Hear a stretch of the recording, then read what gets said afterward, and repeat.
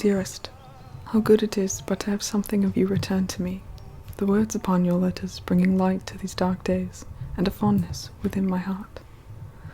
Somehow, I feel that I have a skip in my step each time I read from them, and the walk to and from the hospital feels somehow less daunting. The other ladies seem to talk nothing but the war. I keep myself busy to try not to think of such things, though they always find my attention. You must know, I keep your words close to my heart in a little pocket in my blouse, so that you may always be close to me, like my own precious secret. It is my reminder to have hope, and how your handwriting hasn't changed. It is still the same as it has always been since we were children, beautiful and impeccably neat.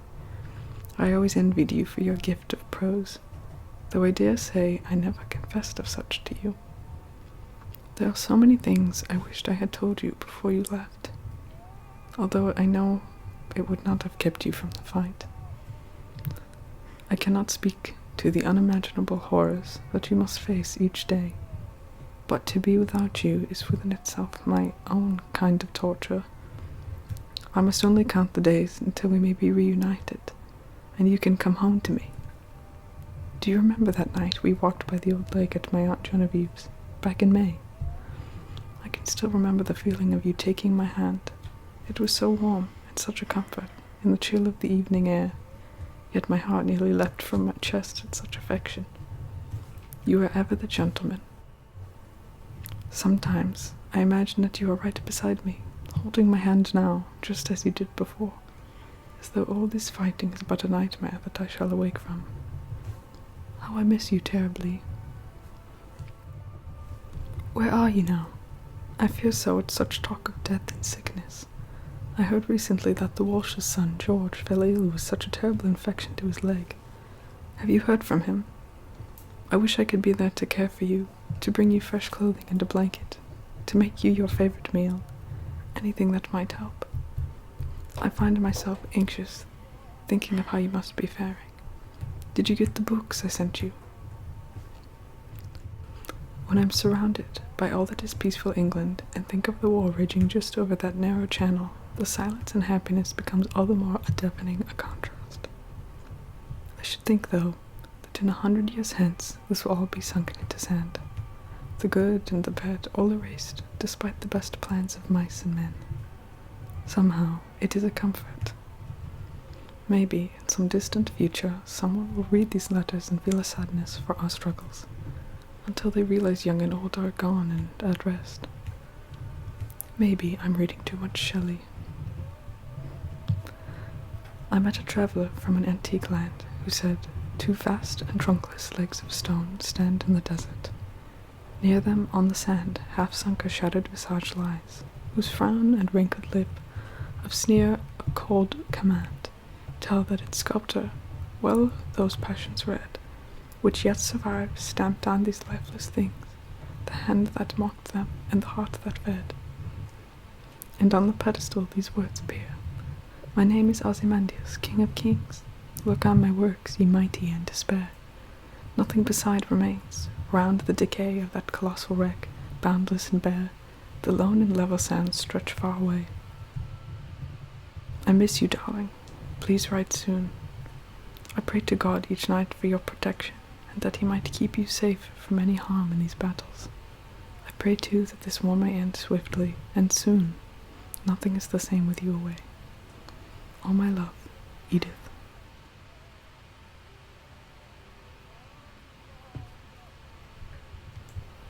My darling, my father sent a fellow today to fix up our yard, and he really did a super job. It looks so lovely. There's so much shrubbery here and so many plants all around that I can never find enough time to keep it looking as it should look. I often feel like Alice, lost in Wonderland among the strange creatures. Now it looks wonderful. All the spring flowers are beginning to bloom now, and the sight of them just increases my longing for you. Sometimes I sympathize with myself by counting up the months since I've seen you. And because there are too many, nearly 8 now, I feel very, very sorry for myself. Really, dear, I try not to feel sorry for me. There are many who are much worse off than I. You are the one who's undergoing all the hardship. I have Dee, who in herself is enough to compensate for anything. Without her, I don't see how I would endure this separation. Yet constantly, darling, all of me longs for you. It can't be much longer now, sweetheart. I almost forgot. I was organizing some of my old things the other day, giving away what I could to my dear cousin Jane, who was growing up so fast. And I found a drawing of you packed away with some of my old reading books, from very recently after we'd met. I felt such a joy at finding it, a little gift bestowed upon me as you're away, that it made me grin as though quite silly. I'm sure if anyone saw me, they would have thought I was but a schoolgirl, helplessly in love. Perhaps I am too forward to say so, but I think so often of you, and I hope that you're well. I hope with this letter you shall also receive the sweets I am sending you. I asked Mrs. Charter from the little bakery down Maple Street for her recipe and the lemon drops I know you like. Hopefully they'll reach you in time, and you can have something fun to enjoy. The supplies were not easy to come by. It seems everyone is running upon a shortage of things these days, yet still, I was able to manage. You must forgive me if there are not many with you. I sent some to the Walters family as well. Apparently George is getting much worse, though they've heard that he might be sent home. It is terrible of me, but upon hearing some news, a small bit of me wished that you and he might switch place, so that you may come home sooner. I know I am not to worry of you, but I think of such terrible fighting so far away, and for you to be at the center of it all, it pains me deeply. I couldn't stand if something were to happen to you. I wouldn't know scarcely how to live or breathe. Please tell me you're all right. I've included a picture of me in your letter. Perhaps you can keep it with you, and know that I am thinking of you endlessly. Know that I am well. I love you. Edith.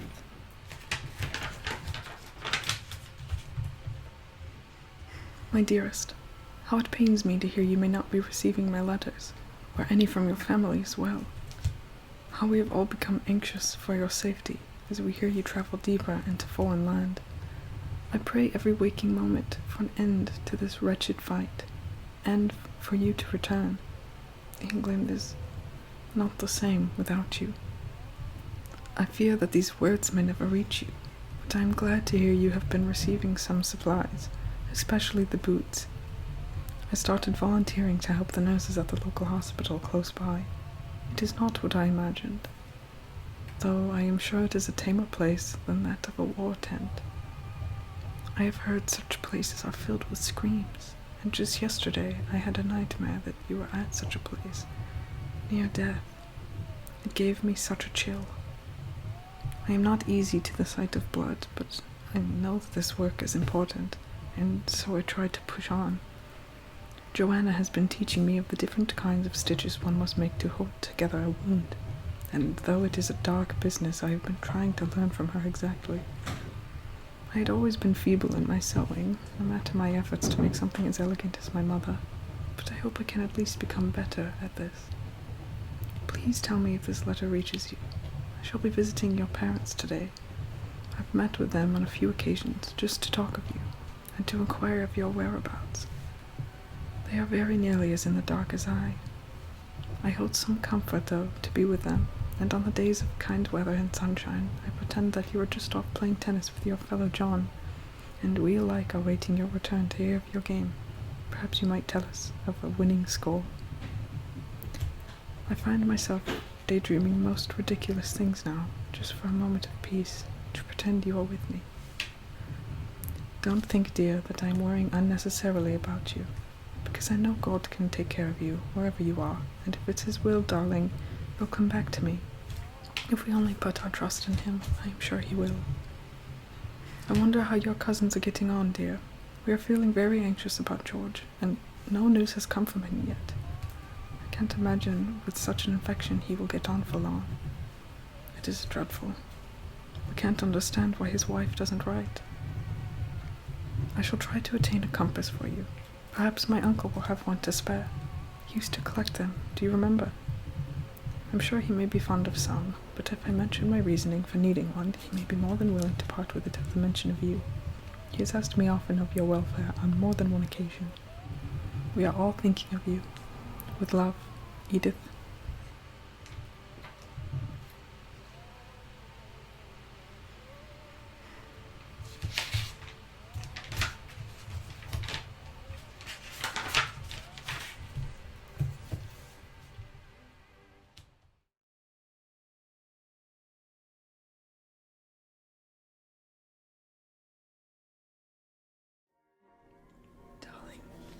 Please sit still. I'm trying to sketch you, alright?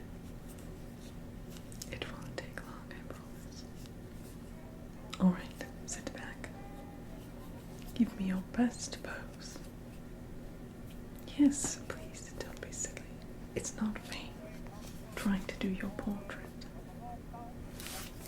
Well, perhaps we won't show it to anyone, but I am going to carry this with me always.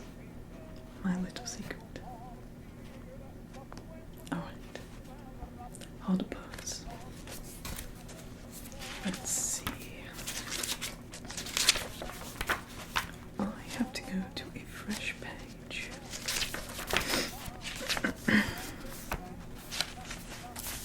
Here we are. You ready? Let me just grab something momentarily.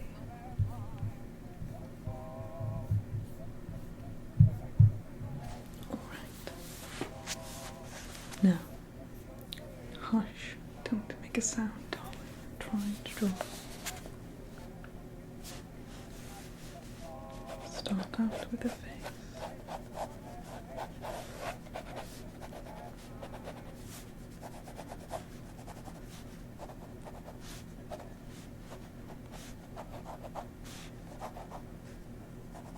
You have such a nice jaw.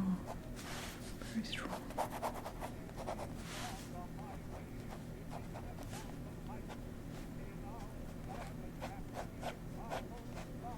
And the most beautiful hair. Just flips up, very nice.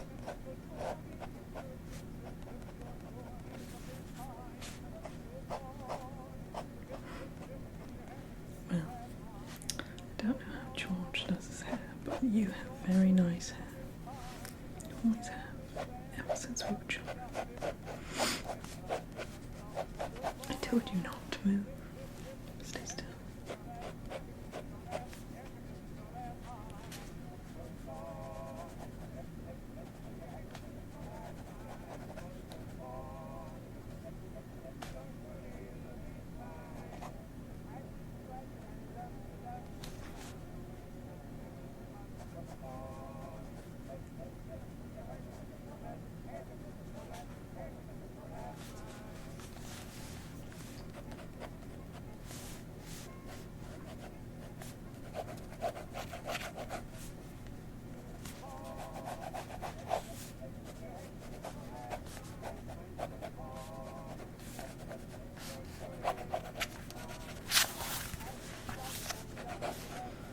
So,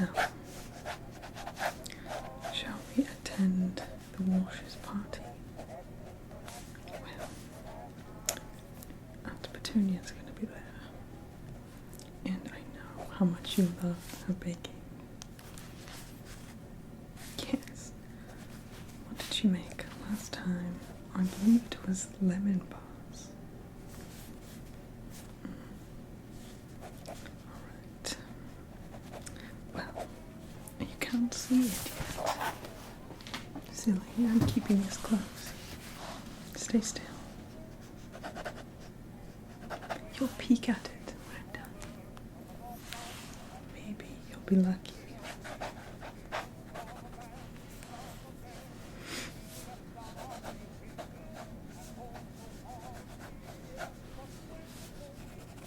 Darling, you have to have patience. It'll be over soon.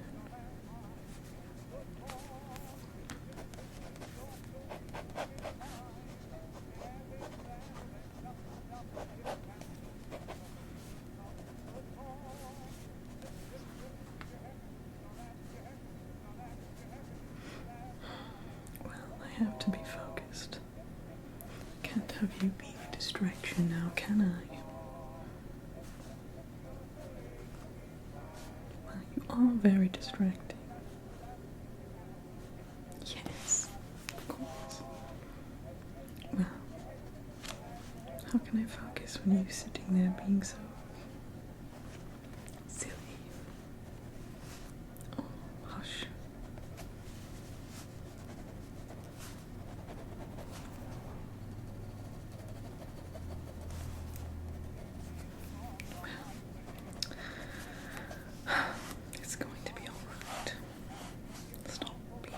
impatient.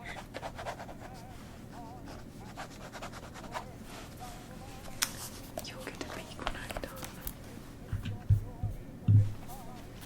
Oh, that is your trick, is it not?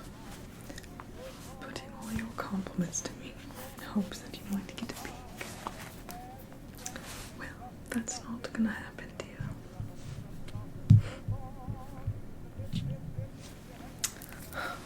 You think me so silly and coy as to believe that. I'm not playing for your tricks, mister.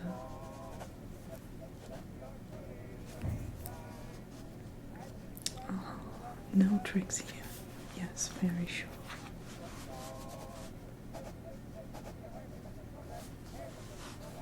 Well, I certainly have seen you play and then trick me to show you before. It's almost done, actually. Calm down, darling. I'm almost done. You cannot peek. Hold still. I'm putting the last touches on it.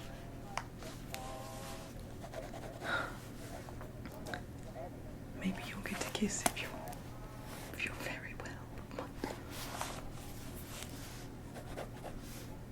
Can't be silly business about here. I have to get your nose right.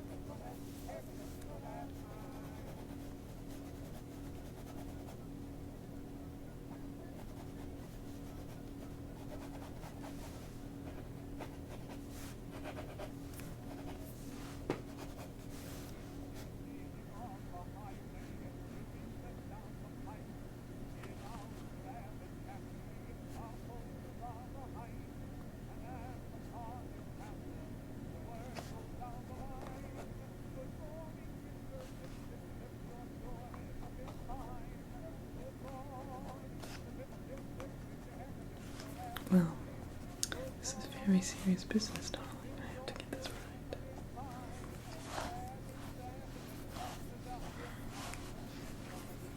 Hold your stern expression while I add this.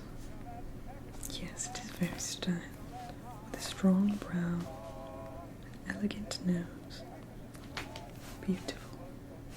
Yes, I am allowed to call you that, am I not? Handsome, I suppose. You always chided me for that,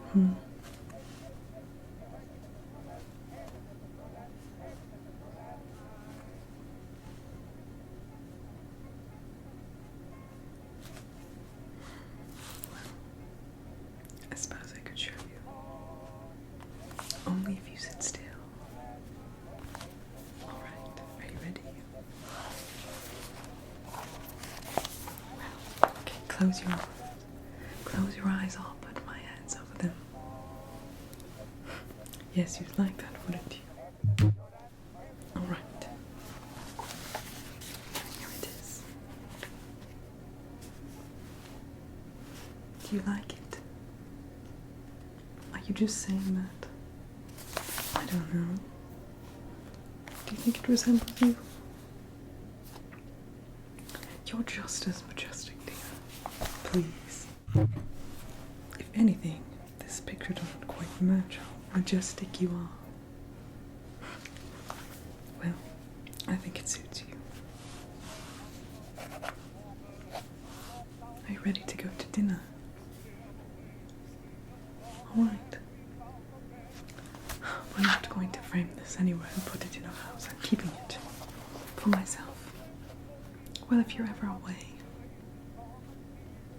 Yes, dear. Alright. I love you too. Alright. Let's go. I'm sure Mother and Father are waiting.